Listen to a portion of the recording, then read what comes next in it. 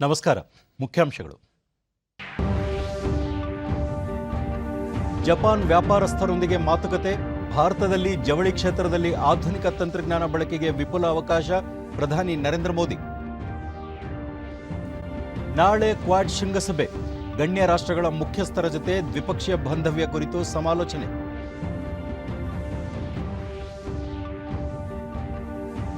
ರಾಷ್ಟ್ರೀಯ ಅರ್ಹತಾ ಪರೀಕ್ಷೆ ನೀಟ್ ಆನ್ಲೈನ್ ಅರ್ಜಿ ಸಲ್ಲಿಕೆ ಅವಧಿ ವಿಸ್ತರಣೆ.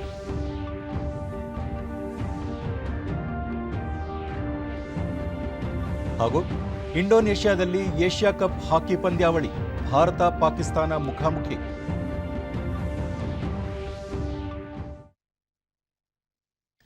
ವಾರ್ತೆಗಳ ವಿವರ.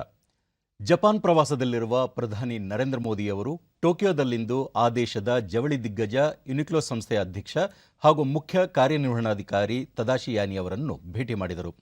ಜವಳಿ ಉದ್ಯಮಕ್ಕೆ ಸಂಬಂಧಿಸಿದ ಅವಕಾಶಗಳ ಕುರಿತು ಚರ್ಚೆ ನಡೆಸಿದರು. ಜಪಾನ್ ಮೂಲದ ದೂರಸಂಪರ್ಕ ವಲಯದ ಎನ್ಇಸಿ ಕಾರ್ಪೊರೇಷನ್ ಸಂಸ್ಥೆಯ ಅಧ್ಯಕ್ಷ ನೊಬುಹಿರಾ ಎಂಡೋ ಅವರನ್ನು ಪ್ರಧಾನಿ ಭೇಟಿ ಮಾಡಿದರು. ಭಾರತದ ದೂರಸಂಪರ್ಕ ಕ್ಷೇತ್ರದಲ್ಲಿ ಎನ್ಇಸಿ ನೀಡಿರುವ ಕೊಡುಗೆಯನ್ನು ಪ್ರಧಾನಿ ಪ್ರಶಂಸಿಸಿದರು. ಭಾರತದಲ್ಲಿ ಸೃಷ್ಟಿಯಾಗಿರುವ ನೂತನ ಹಾಗೂ ಪ್ರಗತಿಯ ಪಥದಲ್ಲಿ ಹೆಜ್ಜೆ ಹಾಕುತ್ತಿರುವ ಉದ್ಯಮ ಕ್ಷೇತ್ರಗಳಲ್ಲಿನ ಅವಕಾಶಗಳ ಕುರಿತು ಅವರೊಂದಿಗೆ ಮಾತುಕತೆ ನಡೆಸಿದರು. ಬಳಿಕ ಸುಜುಕಿ ಮೋಟಾರ್ ಕಾರ್ಪೊರೇಷನ್ನ ಮುಖ್ಯ ಕಾರ್ಯನಿರ್ವಹಣಾಧಿಕಾರಿ ಒಸಾಮು ಸುಜುಕಿ ಅವರೊಂದಿಗೆ ಪ್ರಧಾನಿ ಮಾತುಕತೆ ನಡೆಸಿ ವಿದ್ಯುತ್ ಚಾಲಿತ ವಾಹನ ನಿರ್ಮಾಣ ಹಾಗೂ ಆಟೋಮೊಬೈಲ್ ಕ್ಷೇತ್ರಕ್ಕೆ ಸಂಬಂಧಿಸಿದಂತೆ ಹಲವಾರು ವಿಷಯಗಳ ಕುರಿತು ಚರ್ಚೆ ನಡೆಸಿದರು.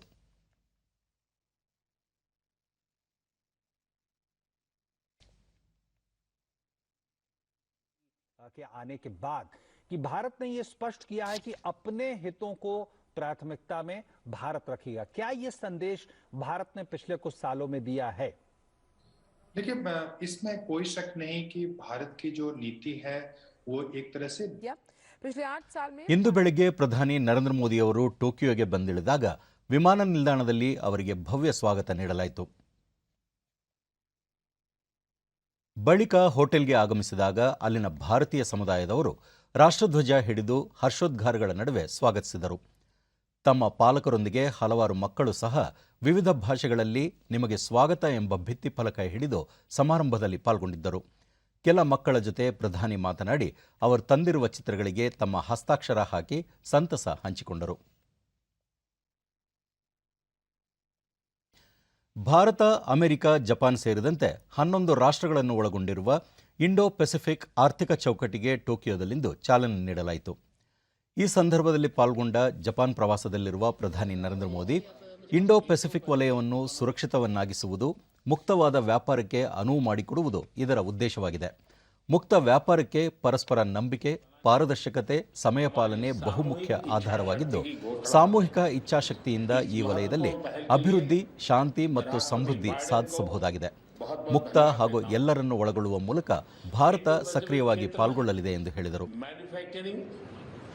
आर्थिक गतिविधि, वैश्विक व्यापार और निवेश का केंद्र है. इतिहास इस बात का गवाह है कि इंडो पैसिफिक क्षेत्र के ट्रेड प्रवाहों में भारत सदियों से एक प्रमुख केंद्र रहा है. निर्माण के लिए आप सभी के साथ काम करेगा. मेरा मानना है कि हमारे बीच रेजिलियंट सप्लाई चेन्स के 3 मुख्य आधार होने चाहिए: ट्रस्ट, ट्रांसपेरेंसी एंड टाइमलीनेस. मुझे विश्वास है कि यह फ्रेमवर्क इन तीनों स्तंभों को मजबूत करने में सहायक होगा और इंडो पैसिफिक क्षेत्र में विकास, शांति और समृद्धि का मार्ग प्रशस्त करेगा. ಅಮೆರಿಕ ಅಧ್ಯಕ್ಷ ಜೋ ಬೈಡನ್ ಹಾಗೂ 11 ರಾಷ್ಟ್ರಗಳ ಸಹಯೋಗದಲ್ಲಿ ಇಂಡೋ ಪೆಸಿಫಿಕ್ ಆರ್ಥಿಕ ಚೌಕಟ್ಟು ಆರಂಭವಾಗಿದೆ. ಈ ವೇದಿಕೆ ಮೂಲಕ 21ನೇ ಶತಮಾನದ ಆರ್ಥಿಕತೆಗೆ ಹೊಸ ನಿಯಮ ಬರೆದಿದ್ದೇವೆ. ಎಲ್ಲ ರಾಷ್ಟ್ರಗಳ ಆರ್ಥಿಕತೆ ವೇಗವಾಗಿ ಹಾಗೂ ನ್ಯಾಯಯುತವಾಗಿ ವೃದ್ಧಿಯಾಗಬೇಕು ಎನ್ನುವುದು ಇದರ ಆಶಯ. ಸುಸ್ಥಿರ, ಎಲ್ಲವನ್ನು ಒಳಗೊಳ್ಳುವ ಆರ್ಥಿಕಾಭಿವೃದ್ಧಿಯ ಮೂಲಕ ಮುಕ್ತ, ಸುರಕ್ಷಿತ ಇಂಡೋ ಪೆಸಿಫಿಕ್ ವಲಯ ಸೃಷ್ಟಿಯಾಗಲಿದೆ ಎಂದರು.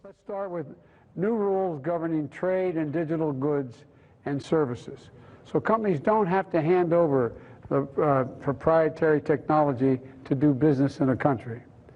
Welcome and strongly support. Japan ಪ್ರಧಾನಿ ಫುಮಿಯೋ ಕಿಶಿದಾ ಇಂಡೋ ಪೆಸಿಫಿಕ್ ವಲಯವು ವಿಶ್ವದ ಅರ್ಧ ಜನಸಂಖ್ಯೆ ಹಾಗೂ ಶೇಕಡ 60ರಷ್ಟು ಜಾಗತಿಕ ಜಿಡಿಪಿಯನ್ನು ಒಳಗೊಂಡಿದೆ.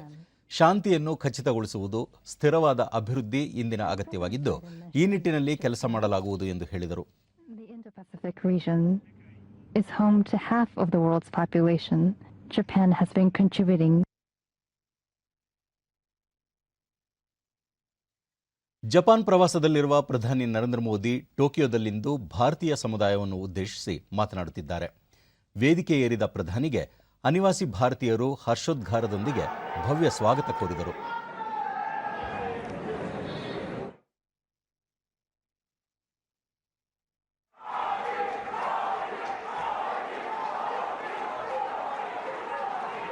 जापान की भाषा, यहाँ की वेशभूषा, कल्चर. ಇದೀಗ ನೇರ ಪ್ರಸಾರ ತಮಗಾಗಿ. एक स्ट्रांग और रेजिलिएंट रिस्पॉन्सिबल डेमोक्रेसी की पहचान बनाई है. उसको बीते 8 सालों में हमने लोगों के जीवन में सकारात्मक बदलाव का माध्यम बनाया है. भारत की डेमोक्रेटिक प्रोसेस से आज समाज के वो लोग भी जुड़ रहे हैं जो कभी गौरव के साथ ये अनुभव नहीं कर रहे थे कि वो भी इसका हिस्सा है. हर बार हर इलेक्शन में रिकॉर्ड टर्नआउट, और उसमें भी यहां जो हमारी माताएं बहनें हैं उनको जरा खुशी होगी. आप अगर भारत के चुनावों को डिटेल में देखते होंगे तो आपको ध्यान आता होगा कि पुरुषों से ज्यादा महिलाएं वोट कर रही है.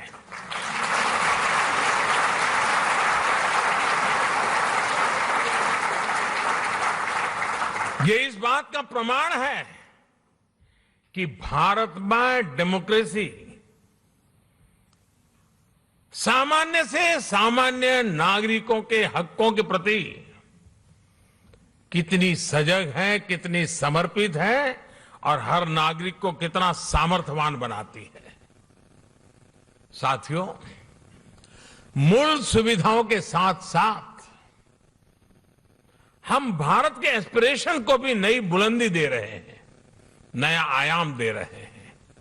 भारत में इंक्लूसिवनेस का, लीकेज प्रूफ गवर्नेंस का, यानी एक ऐसी डिलीवरी व्यवस्था, टेक्नोलॉजी का भरपूर उपयोग करते हुए एक ऐसे मैकेनिज्म को विस्तार किया जा रहा है ताकि जो जिस चीज का हकदार है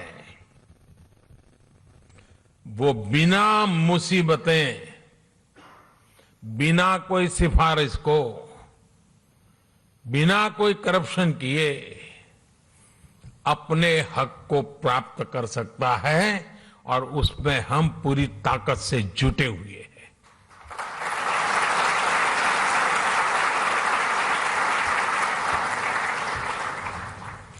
और टेक्नोलॉजी के इस उपयोग ने, डायरेक्ट बेनिफिट ट्रांसफर की इस परंपरा ने कोरोना के इस विकट कालखंड में गत 2 वर्ष में भारत की और खास करके भारत के दूर सुदूर गांव में रहने वाले, जंगलों में रहने वाले हमारे नागरिकों के हकों की बहुत बड़ी रक्षा की है, उनकी मदद की है. साथियों, भारत का बैंकिंग सिस्टम इन मुश्किल हालात में भी निरंतर चलता रहा, और उसका एक कारण भारत में जो डिजिटल रिवॉल्यूशन आया है, डिजिटल नेटवर्क की जो ताकत बनी है, उसका ये परिणाम मिल रहा है. और आपको साथियों जानकर के खुशी होगी, पूरी दुनिया में जो होते हैं ना कैशलेस, यहां जापान में तो आप लोग टेक्नोलॉजी से भली भांति परिचित रहते हैं, लेकिन ये बात सुनकर के आनंद होगा, आश्चर्य होगा और गर्व होगा। पूरे विश्व में जितना भी डिजिटल ट्रांजैक्शन होता है उसमें से 40% अकेले भारत में होता है।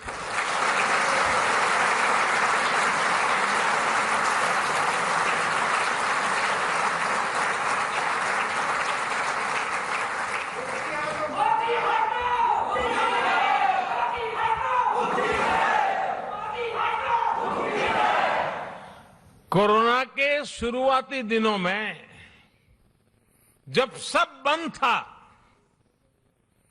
उस संकट के कालखंड में भी भारत सरकार एक क्लिक बटन दबा करके एक साथ करोड़ों भारतीयों तक आसानी से उनके लिए जो मदद पहुंचानी है पहुंचा पाते थे।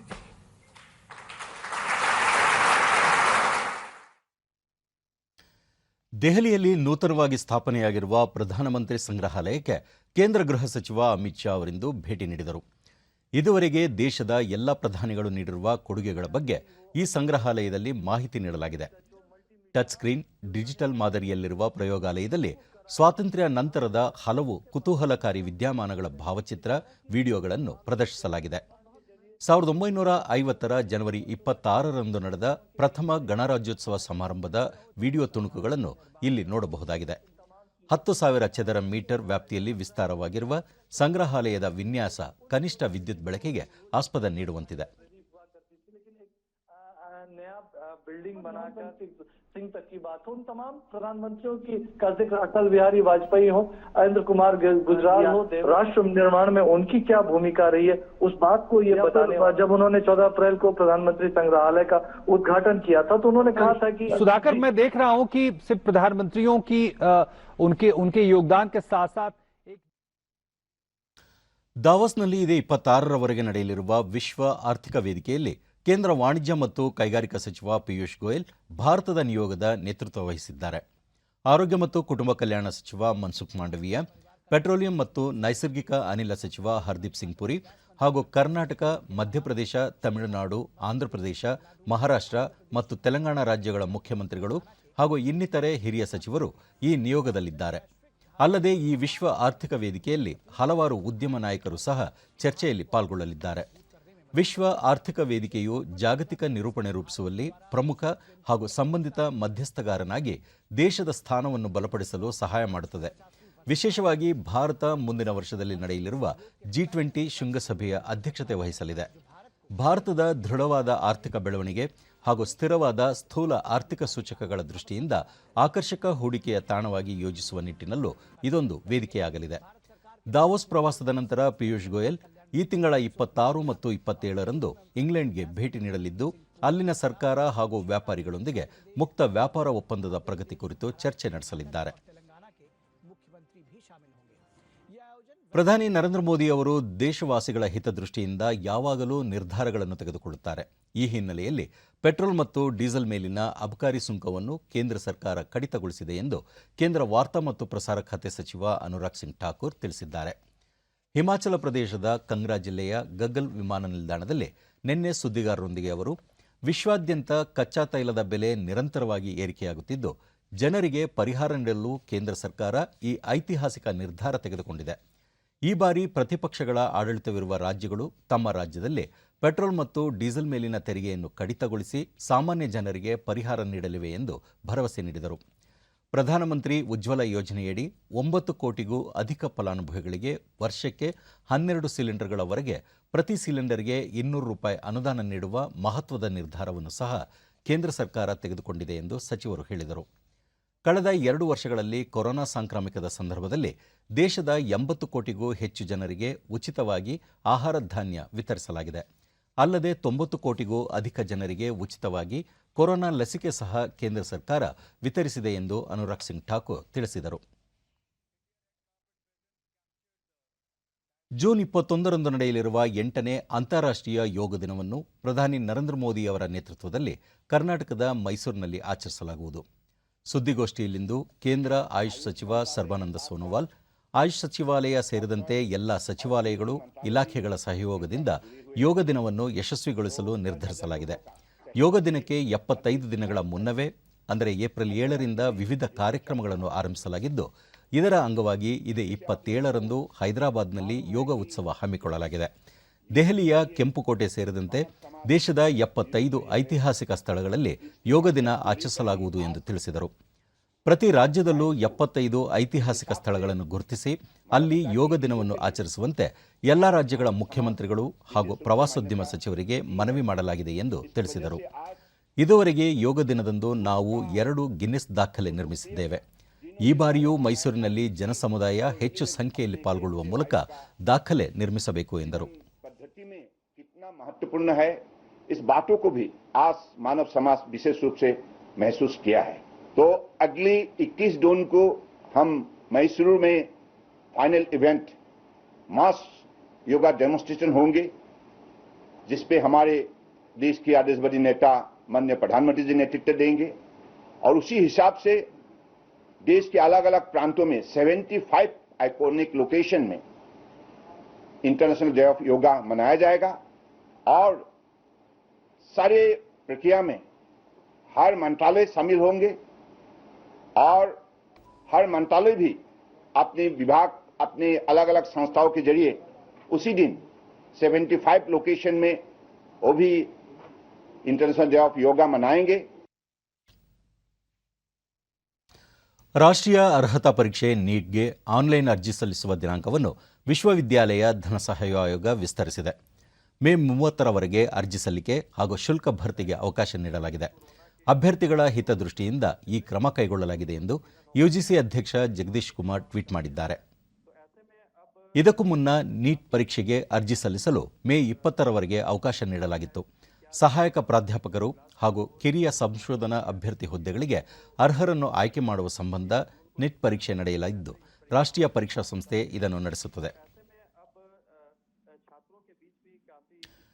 ಲೋಕ ಕಲ್ಯಾಣ ಮತ್ತು ವಿಶ್ವಶಾಂತಿಗಾಗಿ ದೇಶದ ಪ್ರತಿಯೊಬ್ಬ ನಾಗರಿಕರು ಅಹಿಂಸಾ ಮಾರ್ಗವನ್ನು ಅನುಸರಿಸುವ ಮೂಲಕ ಶಾಂತಿ ಸಮಾಜ ನಿರ್ಮಾಣ ಮಾಡಲು ಮುನ್ನಡೆಯಬೇಕು ಎಂದು ರಾಜ್ಯಪಾಲ ಥಾವರ್ಚಂದ್ ಗೆಹ್ಲೋಟ್ ತಿಳಿಸಿದ್ದಾರೆ. ಬೆಂಗಳೂರಿನಲ್ಲಿ ಜೈನ ಸಮುದಾಯ ಆಯೋಜಿಸಿದ್ದ ಸಮಾರಂಭದಲ್ಲಿ ಭಾಗವಹಿಸಿ ಜೈನ ಸಮಾಜವು ಮಾನವ ಸೇವೆಯ ಜೊತೆಗೆ ಅನೇಕ ಸಾಮಾಜಿಕ, ಧಾರ್ಮಿಕ, ಸಾಂಸ್ಕೃತಿಕ ಹಾಗೂ ದತ್ತಿ ಕಾರ್ಯಗಳನ್ನು ಮಾಡುತ್ತಿದೆ ಎಂದು ಹೇಳಿದರು. ದೇಶದಲ್ಲಿ ಹಲವಾರು ಸಮಸ್ಯೆಗಳಿದ್ದು ಅವುಗಳಿಗೆ ಪರಿಹಾರಗಳಿವೆ. ಪ್ರಧಾನಿ ನರೇಂದ್ರ ಮೋದಿ ಅವರು ಸ್ವಾವಲಂಬಿ ಭಾರತದ ಚಿಂತನೆಗಳನ್ನು ನೀಡಿದ್ದಾರೆ. ಇಂತಹ ಚಿಂತನೆಗಳನ್ನು ಸಾಕಾರಗೊಳಿಸಲು ಧಾರ್ಮಿಕ ವರ್ಗ ಕೈಜೋಡಿಸಬೇಕು ಎಂದರು.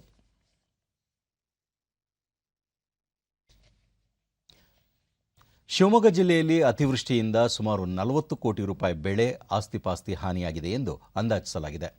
ಈ ಕುರಿತು ಮುಖ್ಯಮಂತ್ರಿಯವರೊಂದಿಗೆ ಚರ್ಚಿಸಿ ಶೀಘ್ರ ಪರಿಹಾರ ನೀಡಲು ಕ್ರಮ ಕೈಗೊಳ್ಳುವುದಾಗಿ ಜಿಲ್ಲಾ ಉಸ್ತುವಾರಿ ಸಚಿವ ನಾರಾಯಣಗೌಡ ತಿಳಿಸಿದ್ದಾರೆ. ಶಿವಮೊಗ್ಗ ನಗರ ಹಾಗೂ ಗ್ರಾಮಾಂತರ ಪ್ರದೇಶದಲ್ಲಿ ಅತಿವೃಷ್ಟಿಯಿಂದ ಹಾನಿಗೀಡಾಗಿರುವ ಪ್ರದೇಶಗಳಿಗೆ ಭೇಟಿ ನೀಡಿದ ಬಳಿಕ ಸಚಿವರು 1 ವಾರ ಸುರಿದ ಅಕಾಲಿಕ ಮಳೆಯಿಂದಾಗಿ ನಗರ ಪ್ರದೇಶದಲ್ಲಿ ಮನೆಗಳಿಗೆ ನೀರು ನುಗ್ಗಿ ವ್ಯಾಪಕ ಹಾನಿ ಉಂಟಾಗಿದೆ. ಹಲವು ಬೆಳೆಗಳಿಗೂ ಹಾನಿಯಾಗಿದೆ. 2139 ಮನೆಗಳಿಗೆ ಭಾಗಶಃ ಹಾನಿಯಾಗಿದೆ. 24 ಶಾಲೆಗಳು ಹಾಗೂ 17 ಅಂಗನವಾಡಿ ಕಟ್ಟಡಗಳಿಗೂ ಹಾನಿಯಾಗಿದೆ ಎಂದು ಹೇಳಿದರು. ಸಂಸದ ಬಿವೈ ರಾಘವೇಂದ್ರ ಹಾಗೂ ಚುನಾಯಿತ ಪ್ರತಿನಿಧಿಗಳು ಉಪಸ್ಥಿತರಿದ್ದರು. ಈ ವರ್ಷದಿಂದ ಗೆಜೆಟೆಡ್ ಅಲ್ಲದ ಹುದ್ದೆಗಳ ನೇಮಕಾತಿಗೆ ಸಾಮಾನ್ಯ ಅರ್ಹತಾ ಪರೀಕ್ಷೆ ಸಿಇಟಿ ನಡೆಯಲಿದ್ದು, ಅಂತಹ ಮೊದಲ ಪರೀಕ್ಷೆ ವರ್ಷಾಂತ್ಯದ ಮೊದಲು ನಡೆಸಲು ನಿರ್ಧರಿಸಲಾಗಿದೆ ಎಂದು ಸಿಬ್ಬಂದಿ ಮತ್ತು ಸಾರ್ವಜನಿಕ ಕುಂದುಕೊರತೆಗಳ ಖಾತೆ ಸಚಿವ ಡಾ ಜಿತೇಂದ್ರ ಸಿಂಗ್ ಹೇಳಿದ್ದಾರೆ. ದೆಹಲಿಯಲ್ಲಿ ನಿನ್ನೆ ಸಿಬ್ಬಂದಿ ಮತ್ತು ತರಬೇತಿ ಡಿಒಪಿಟಿ ಅಡಿಯಲ್ಲಿ ಎಲ್ಲ 6 ಸ್ವಾಯತ್ತ ಸಂಸ್ಥೆಗಳ ಜಂಟಿ ಸಭೆಯ ಅಧ್ಯಕ್ಷತೆ ವಹಿಸಿ ಮಾತನಾಡಿದ ಅವರು, ಡಿಒಪಿಟಿ ಅಡಿಯಲ್ಲಿ ರಾಷ್ಟ್ರೀಯ ನೇಮಕಾತಿ ಏಜೆನ್ಸಿ ಎನ್ಆರ್ಎ ಕಂಪ್ಯೂಟರ್ ಆಧಾರಿತ ಆನ್ಲೈನ್ ಸಾಮಾನ್ಯ ಅರ್ಹತಾ ಪರೀಕ್ಷೆ ಸಿಇಟಿಯನ್ನು ನೇಮಕಾತಿಗಾಗಿ ನಡೆಸಲು ಸಜ್ಜಾಗಿದೆ. ದೇಶದ ಪ್ರತಿ ಜಿಲ್ಲೆಯಲ್ಲಿ ಕನಿಷ್ಠ 1 ಪರೀಕ್ಷಾ ಕೇಂದ್ರದ ಮೂಲಕ ಉದ್ಯೋಗ ಆಕಾಂಕ್ಷಿಗಳಿಗೆ ಸುಲಭವಾಗಿ ನೇಮಕಾತಿ ಅವಕಾಶ ದೊರಕುವಂತೆ ಮಾಡಲಾಗಿದೆ ಎಂದು ಹೇಳಿದರು. ಸಾಮಾನ್ಯ ಪ್ರವೇಶ ಪರೀಕ್ಷೆಯು ಯುವ ಉದ್ಯೋಗ ಆಕಾಂಕ್ಷಿಗಳಿಗೆ ಸುಲಭವಾಗಿ ನೇಮಕಾತಿ ದೊರಕುವ ಸುಧಾರಣೆಯಾಗಲಿದೆ. ಯುವಕರಿಗೆ, ವಿಶೇಷವಾಗಿ ದೂರದ ಪ್ರದೇಶಗಳಲ್ಲಿ ವಾಸಿಸುವವರಿಗೆ ವರದಾನವಾಗಲಿದೆ ಎಂದು ಜಿತೇಂದ್ರ ಸಿಂಗ್ ಹೇಳಿದ್ದಾರೆ. ಜಾಗತಿಕ ಆರೋಗ್ಯ ಸೇವೆ ನಿರ್ದೇಶನ ಹಾಗೂ ಪ್ರಾದೇಶಿಕ ಆರೋಗ್ಯ ಸಮಸ್ಯೆಗಳ ನಿವಾರಣೆಯ ಬದ್ಧತೆಗಾಗಿ ಭಾರತದ 10 ಲಕ್ಷ ಮಹಿಳಾ ಆಶಾ ಕಾರ್ಯಕರ್ತೆಯರು ವಿಶ್ವ ಆರೋಗ್ಯ ಸಂಸ್ಥೆಯ ಪ್ರಶಸ್ತಿ ಪಡೆದು ಪುರಸ್ಕೃತರಾಗಿದ್ದಾರೆ. ಸಮುದಾಯವನ್ನು ಆರೋಗ್ಯ ವ್ಯವಸ್ಥೆಯೊಂದಿಗೆ ಸಂಪರ್ಕಿಸುವ ಹಾಗೂ ಕೋವಿಡ್ ಸಾಂಕ್ರಾಮಿಕ ಸಮಯದಲ್ಲಿ ಗ್ರಾಮೀಣ ಪ್ರದೇಶದ ಬಡವರಿಗೆ ಪ್ರಾಥಮಿಕ ಆರೋಗ್ಯ ರಕ್ಷಣಾ ಸೇವೆಗಳನ್ನು ಖಚಿತಪಡಿಸುವ ನಿಟ್ಟಿನಲ್ಲಿ ನಿರ್ವಹಿಸಿದ ನಿರ್ಣಾಯಕ ಪಾತ್ರಕ್ಕಾಗಿ ಅವರು ಈ ಗೌರವಕ್ಕೆ ಪಾತ್ರರಾಗಿದ್ದಾರೆ. ಪ್ರಸೂತಿ ಆರೈಕೆ, ಮಕ್ಕಳಿಗೆ ಲಸಿಕೆ ನೀಡಿಕೆ, ಸಮುದಾಯ ಆರೋಗ್ಯ ರಕ್ಷಣೆ, ರಕ್ತದೊತ್ತಡ ಮತ್ತು ಕ್ಷಯರೋಗ ಚಿಕಿತ್ಸೆ ಹಾಗೂ ಆರೋಗ್ಯ ರಕ್ಷಣೆಯ ಪ್ರಮುಖ ಕ್ಷೇತ್ರಗಳಾದ ಪೌಷ್ಟಿಕತೆ, ನೈರ್ಮಲ್ಯ ಮತ್ತು ಆರೋಗ್ಯಪೂರ್ಣ ಜೀವನ ಕಲ್ಪಿಸುವಲ್ಲಿ ಆಶಾ ಕಾರ್ಯಕರ್ತೆಯರು ಗಣನೀಯ ಸೇವೆ ಸಲ್ಲಿಸಿದ್ದಾರೆ ಎಂದು ವಿಶ್ವ ಆರೋಗ್ಯ ಸಂಸ್ಥೆ ಹೇಳಿದೆ. 2019ರಲ್ಲಿ ಸ್ಥಾಪಿತವಾದ ಈ ಪ್ರಶಸ್ತಿಗಳ ಪ್ರದಾನ ಸಮಾರಂಭ 75ನೇ ವಿಶ್ವ ಆರೋಗ್ಯ ಅಧಿವೇಶನದ ಆರಂಭಿಕ ಕಾರ್ಯಕ್ರಮವಾಗಿದೆ. ವಿಶ್ವ ಆರೋಗ್ಯ ಸಂಸ್ಥೆಯ ಮಹಾನಿರ್ದೇಶಕ ಡಾ. ಟೆಡ್ರೋಸ್ ಅಧಾನೋಮ್ 6 ಜಾಗತಿಕ ಆರೋಗ್ಯ ನಾಯಕರ ಪ್ರಶಸ್ತಿಗಳನ್ನು ಪ್ರಕಟಿಸಿದ್ದಾರೆ.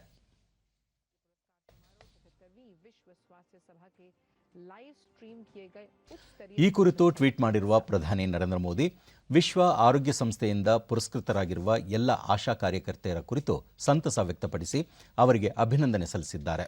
ಸ್ವಸ್ಥ ಭಾರತವನ್ನು ಖಾತ್ರಿಪಡಿಸುವಲ್ಲಿ ಆಶಾ ಕಾರ್ಯಕರ್ತೆಯರು ಮುಂಚೂಣಿಯಲ್ಲಿದ್ದು ಅವರ ಸಮರ್ಪಣೆ ಮತ್ತು ಸಂಕಲ್ಪ ಶ್ಲಾಘನೀಯ ಎಂದು ಟ್ವೀಟ್ ಮೂಲಕ ತಿಳಿಸಿದ್ದಾರೆ.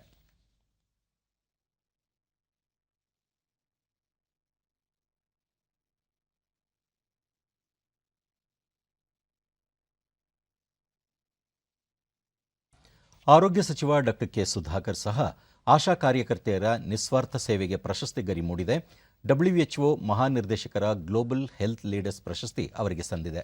ಇದು ಅವರ ಸೇವೆಗೆ ದೊರೆತ ಮನ್ನಣೆಯಾಗಿದ್ದು ಎಲ್ಲ ಆಶಾ ಕಾರ್ಯಕರ್ತೆಯರಿಗೆ ಅಭಿನಂದನೆಗಳು ಎಂದು ಟ್ವೀಟ್ ಮಾಡಿದ್ದಾರೆ. ಆರೋಗ್ಯಕರ ಜಗತ್ತಿಗೆ ಆಶಾ ಕಾರ್ಯಕರ್ತೆಯರ ನಿಸ್ವಾರ್ಥ ಸಮರ್ಪಣೆ, ವಿಶೇಷವಾಗಿ ಕೋವಿಡ್ ನಿರ್ಮೂಲನೆ ಮೂಲಕ ಜಾಗತಿಕ ಮನ್ನಣೆಗೆ ಅವರ ಸೇವೆ ನಿಜವಾಗಿಯೂ ಅರ್ಹವಾಗಿದೆ ಎಂದು ತಿಳಿಸಿದ್ದಾರೆ. ಬಡತನ ರೇಖೆಗಿಂತ ಕೆಳಗಿರುವ 5 ಕೋಟಿ ಮಹಿಳೆಯರಿಗೆ ಅಡುಗೆ ಅನಿಲ ಸಿಲಿಂಡರ್ ಸಂಪರ್ಕ ಒದಗಿಸುವ ಪ್ರಧಾನಮಂತ್ರಿ ಉಜ್ವಲ್ ಯೋಜನೆಯನ್ನು ಕೇಂದ್ರ ಸರ್ಕಾರ ವಿಸ್ತರಿಸಿದ್ದು 2ನೇ ಹಂತದಲ್ಲಿ 8 ಕೋಟಿ ಮಂದಿಗೆ ಅಡುಗೆ ಅನಿಲ ಸಂಪರ್ಕ ನೀಡುವ ಗುರಿ ಹೊಂದಿದೆ. ಕೋಲಾರ ಜಿಲ್ಲೆಯಲ್ಲಿ ಪ್ರಧಾನಮಂತ್ರಿ ಉಜ್ವಲ್ ಯೋಜನೆಯಡಿ ಬರುವ ಗ್ಯಾಸ್ ಸಿಲಿಂಡರ್ ಪಡೆದಿರುವ ಕುಟುಂಬಗಳಿಗೆ ಕೇಂದ್ರ ಸರ್ಕಾರ ಸಬ್ಸಿಡಿ ನೀಡಿರುವುದು ಮಹಿಳೆಯರಿಗೆ ಅನುಕೂಲವಾಗಿದೆ.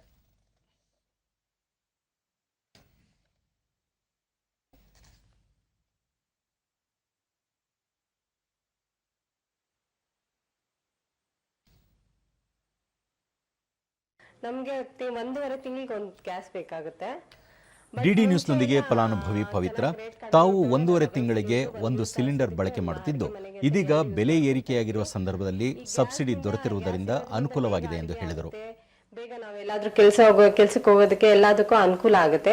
ಈಗ 200 ರೂಪಾಯಿ ಸಬ್ಸಿಡಿ ಕೊಡ್ತೀವಿ ಅನ್ನೋದ್ರಿಂದ ನಮ್ಗೆ ಅನುಕೂಲನೇ ಆಗಿದೆ.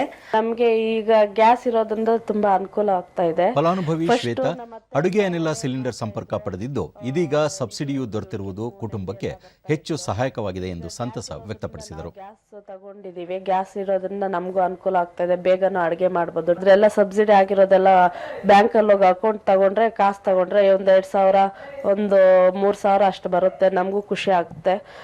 ಅದರಿಂದ ನಮಗೆ ಸಂತೋಷ ಆಗ್ತಾ ಇದೆ. ಕಮ್ಮಿ ಆಗಿರೋದಕ್ಕೆ ಸಂತೋಷ ಆಗ್ತಾ ಇದೆ. ನಮ್ಮ ಮನೆಯಲ್ಲೆಲ್ಲ ವಿದ್ಯಾರ್ಥಿನಿ ಅಕ್ಷಿತಾ, ಸಿಲಿಂಡರ್ ಲಭ್ಯತೆಯಿಂದ ಅಡುಗೆ ಮಾಡುವುದು ಸುಲಭವಾಗಿದ್ದು 200 ರೂಪಾಯಿ ಸಬ್ಸಿಡಿ ಸಿಕ್ಕಿರುವುದು ತುಂಬಾ ಅನುಕೂಲವಾಗಿದೆ ಎಂದರು. ಬಾಕ್ಸ್ ಹಾಕ್ಕೊಂಡು ಬೇಗನೆ ಹೋಗಬೇಕು. ಗ್ಯಾಸ್ ಇರೋದ್ರಿಂದ ನಮ್ಗೆ ತುಂಬಾ ಅನುಕೂಲ ಆಗಿದೆ. ಮೊದಲು ಸಬ್ಸಿಡಿ ಇತ್ತು, 1000 ಆದಮೇಲೆ ನಮ್ಗೆ ಸ್ವಲ್ಪ ಕಷ್ಟ ಆಗ್ತಿತ್ತು. ಈಗ ಸಬ್ಸಿಡಿ ಬಂದಿರೋದ್ರಿಂದ ನಮ್ಗೆ ತುಂಬಾ ಹೆಲ್ಪ್ಫುಲ್ ಆಗ್ತಿದೆ. ಸಿಟಿ ಲಿಮಿಟ್ಸ್ ಅಲ್ಲಿ ಎಲ್ಲ ಅಡುಗೆ ಅನಿಲ ಪೂರೈಸುವ ಅಂಬರೀಶ್, ಎಲ್ಲರಿಗೂ ಮನೆ ಮನೆಗೆ ಸಿಲಿಂಡರ್ಗಳನ್ನು ತಲುಪಿಸುತ್ತಿದ್ದೇವೆ. ಪ್ರಧಾನಮಂತ್ರಿ ಉಜ್ವಲ್ ಯೋಜನೆಯಡಿ ನೋಂದಾಯಿಸಿಕೊಂಡಿರುವ ಕುಟುಂಬದವರಿಗೆ 200 ರೂಪಾಯಿ ಸಬ್ಸಿಡಿ ದೊರೆಯುತ್ತಿದ್ದು ಮಹಿಳೆಯರಲ್ಲಿ ಸಂತಸ ಮೂಡಿಸಿದೆ ಎಂದು ತಿಳಿಸಿದರು. 200 ರೂಪಾಯಿ ಅದಕ್ಕೆಲ್ಲ ತುಂಬಾ ಸಂತೋಷ. ಈಗ 200 ರೂಪಾಯಿ ಸಬ್ಸಿಡಿ ಬರ್ತಾ ಇರೋದು ಗ್ರಾಹಕರಲ್ಲಿ ಉಜ್ವಲ ಯೋಜನೆಯವ್ರಿಗೆ ಮಾತ್ರ ಬರ್ತಾ ಇರೋದು. ಆ ಉಜ್ವಲ ಯೋಜನೆಯವರು ತುಂಬಾ ಖುಷಿ ಬೀಳ್ತಾ ಇದ್ದಾರೆ. ವಿಶ್ವದಲ್ಲೇ ಅತಿ ಹೆಚ್ಚು ಲಸಿಕೆ ನೀಡಿರುವ ದೇಶಗಳ ಪೈಕಿ ಭಾರತ ಮುಂಚೂಣಿಯಲ್ಲಿದೆ.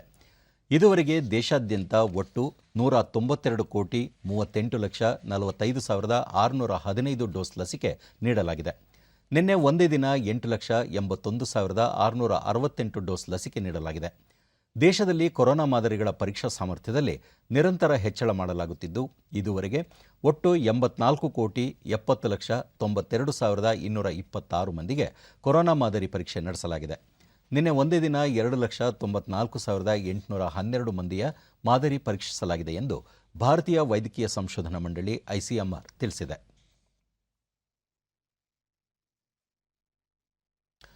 ರಾಷ್ಟ್ರ ರಾಜಧಾನಿ ದೆಹಲಿ ಸೇರಿದಂತೆ ದೇಶದ ಹಲವು ಭಾಗಗಳಲ್ಲಿ ಮುಂದಿನ 2 ದಿನ ಭಾರೀ ಮಳೆಯಾಗುವ ಸಾಧ್ಯತೆ ಇದೆ ಎಂದು ಹವಾಮಾನ ಇಲಾಖೆ ಮುನ್ಸೂಚನೆ ನೀಡಿದೆ. ದೆಹಲಿಯಲ್ಲಿ ಇಂದು ಬೆಳಗ್ಗೆಯಿಂದಲೇ ಭಾರೀ ಮಳೆಯಾಗುತ್ತಿದ್ದು ಜನಜೀವನಕ್ಕೆ ಅಡ್ಡಿಯಾಗಿದೆ. ಉತ್ತರ, ಪಶ್ಚಿಮ ಹಾಗೂ ಪೂರ್ವ ಭಾಗಗಳಲ್ಲೂ ಭಾರೀ ಮಳೆಯಾಗುವ ನಿರೀಕ್ಷೆ ಇದೆ.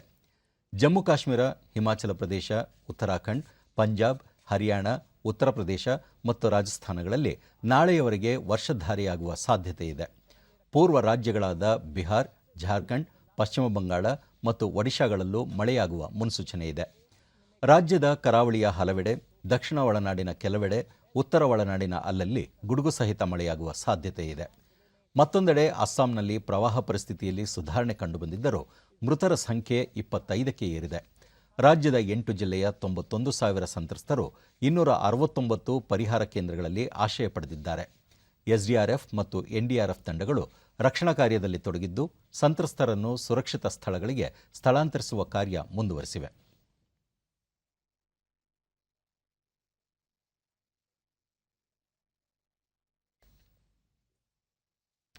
ಸ್ವದೇಶದಲ್ಲಿ ನಡೆಯಲಿರುವ ದಕ್ಷಿಣ ಆಫ್ರಿಕಾ ವಿರುದ್ಧ 5 ಪಂದ್ಯಗಳ T20 ಸರಣಿ ಹಾಗೂ ಇಂಗ್ಲೆಂಡ್ ವಿರುದ್ಧದ ಟೆಸ್ಟ್ ಕ್ರಿಕೆಟ್ ಸರಣಿಗಳಿಗಾಗಿ BCCI ಭಾರತ ತಂಡವನ್ನು ಪ್ರಕಟಿಸಿದೆ. ಜೂನ್ 9ರಿಂದ ಆರಂಭವಾಗಲಿರುವ 5 ಪಂದ್ಯಗಳ T20 ಸರಣಿಗೆ ಕರ್ನಾಟಕದ ಆಟಗಾರ KL ರಾಹುಲ್ ನಾಯಕರಾಗಿದ್ದಾರೆ. ಅದೇ ರೀತಿ ಇಂಗ್ಲೆಂಡ್ ವಿರುದ್ಧ ಜುಲೈನಲ್ಲಿ ನಡೆಯಲಿರುವ ಟೆಸ್ಟ್ ಸರಣಿಗೆ ರೋಹಿತ್ ಶರ್ಮಾ ನಾಯಕರಾಗಿ ಮುಂದುವರೆದಿದ್ದಾರೆ. ದಕ್ಷಿಣ ಆಫ್ರಿಕಾ ವಿರುದ್ಧ T20 ಸರಣಿಗೆ KL ರಾಹುಲ್, ಋತುರಾಜ್ ಗಾಯಕ್ವಾಡ್, ಇಶಾನ್ ಕಿಶನ್, ದೀಪಕ್ ಹೂಡಾ, ದಿನೇಶ್ ಕಾರ್ತಿಕ್, ಶ್ರೇಯಸ್ ಅಯ್ಯರ್, ಹಾರ್ದಿಕ್ ಪಾಂಡ್ಯ, ವೆಂಕಟೇಶ್ ಅಯ್ಯರ್, ಯಜುವೇಂದ್ರ ಚಹಲ್, ಕುಲದೀಪ್ ಯಾದವ್, ಅಕ್ಷರ್ ಪಟೇಲ್, ರವಿ ಬಿಷ್ಣೋಯ್, ಭುವನೇಶ್ವರ್ ಕುಮಾರ್, ಹರ್ಷಲ್ ಪಟೇಲ್, ಆವೇಶ್ ಖಾನ್, ಉಮ್ರಾನ್ ಮಲ್ಲಿಕ್, ಹರ್ಷದೀಪ್ ಸಿಂಗ್ ತಂಡದಲ್ಲಿದ್ದಾರೆ. ಇಂಗ್ಲೆಂಡ್ ವಿರುದ್ಧ ಟೆಸ್ಟ್ ಸರಣಿಗೆ Rohit Sharma, KL Rahul, Virat Kohli, Shubman Gill, Shreyas Iyer, Hanuma Vihari, Cheteshwar Pujar, Rishabh Pant, KS Bharat, Ravindra Jadeja, R Ashwin, Shardul Thakur, Mohammed Shami, Jasprit Bumrah, Mohammed Siraj, Umesh Yadav, ಪ್ರಸಿದ್ಧ ಕೃಷ್ಣ ತಂಡದಲ್ಲಿದ್ದಾರೆ.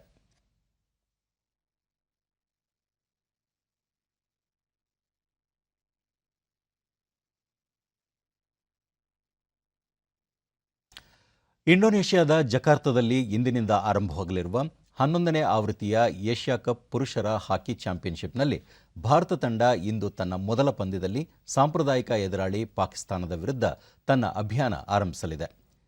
GBK ಎರೆನಾದಲ್ಲಿ ಭಾರತೀಯ ಕಾಲಮಾನ ಸಂಜೆ 5 ಗಂಟೆಗೆ ಪಂದ್ಯ ಆರಂಭವಾಗಲಿದೆ. ಹಾಲಿ ಚಾಂಪಿಯನ್ ಆಗಿರುವ ಭಾರತದ ಆಟಗಾರರು ಎ ಗುಂಪಿನಲ್ಲಿ ಪಾಕಿಸ್ತಾನ, ಜಪಾನ್ ಮತ್ತು ಆತಿಥೇಯ ಇಂಡೋನೇಷ್ಯಾ ಜೊತೆ ಸ್ಥಾನ ಹೊಂದಿದ್ದಾರೆ. ಭಾರತ ಮತ್ತು ಪಾಕಿಸ್ತಾನ ತಂಡಗಳು ತಲಾ 3 ಬಾರಿ ಏಷ್ಯಾ ಕಪ್ ಹಾಕಿ ಚಾಂಪಿಯನ್ ಆಗಿ ಹೊರಹೊಮ್ಮಿದೆ. ಇಂದಿನ ಪಂದ್ಯದಲ್ಲಿ ಉಭಯ ತಂಡಗಳ ಆಟಗಾರರ ನಡುವೆ ತೀವ್ರ ಪೈಪೋಟಿ ಕಂಡು ಬರುವ ನಿರೀಕ್ಷೆ ಇದೆ.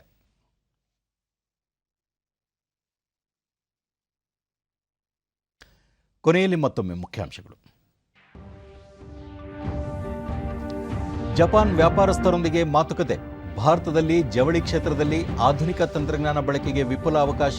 ಪ್ರಧಾನಿ ನರೇಂದ್ರ ಮೋದಿ. ನಾಳೆ ಕ್ವಾಡ್ ಶೃಂಗಸಭೆ. ಗಣ್ಯ ರಾಷ್ಟ್ರಗಳ ಮುಖ್ಯಸ್ಥರ ಜೊತೆ ದ್ವಿಪಕ್ಷೀಯ ಬಾಂಧವ್ಯ ಕುರಿತು ಸಮಾಲೋಚನೆ.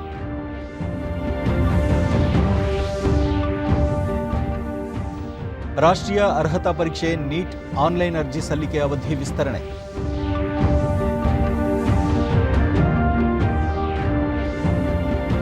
ಹಾಗೂ ಇಂಡೋನೇಷ್ಯಾದಲ್ಲಿ ಏಷ್ಯಾ ಕಪ್ ಹಾಕಿ ಪಂದ್ಯಾವಳಿ.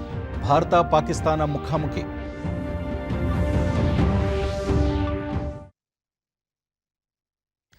ನಮ್ಮ ವಾರ್ತಾ ಪ್ರಸಾರವನ್ನು ನೀವು ಡಿಡಿ ಚಂದನ ನ್ಯೂಸ್ ಯೂಟ್ಯೂಬ್ ಚಾನೆಲ್ನಲ್ಲೂ ವೀಕ್ಷಿಸಬಹುದು. ವ್ಯಕ್ತಿಗತ ಅಂತರ ಕಾಪಾಡಿಕೊಳ್ಳುವುದರೊಂದಿಗೆ ನೀವು ಸುರಕ್ಷಿತವಾಗಿರಿ, ನಿಮ್ಮವರನ್ನು ಸುರಕ್ಷಿತವಾಗಿರಿಸಿ. ನೈರ್ಮಲ್ಯಕ್ಕೆ ಆದ್ಯತೆ ನೀಡುವುದರ ಜೊತೆಗೆ ಕೋವಿಡ್-19 ಮಾರ್ಗಸೂಚಿಗಳನ್ನು ತಪ್ಪದೆ ಪಾಲಿಸಿ. ನಮ್ಮ ಮುಂದಿನ ವಾರ್ತಾ ಪ್ರಸಾರ ಸಂಜೆ 7 ಗಂಟೆಗೆ. ನಮಸ್ಕಾರ.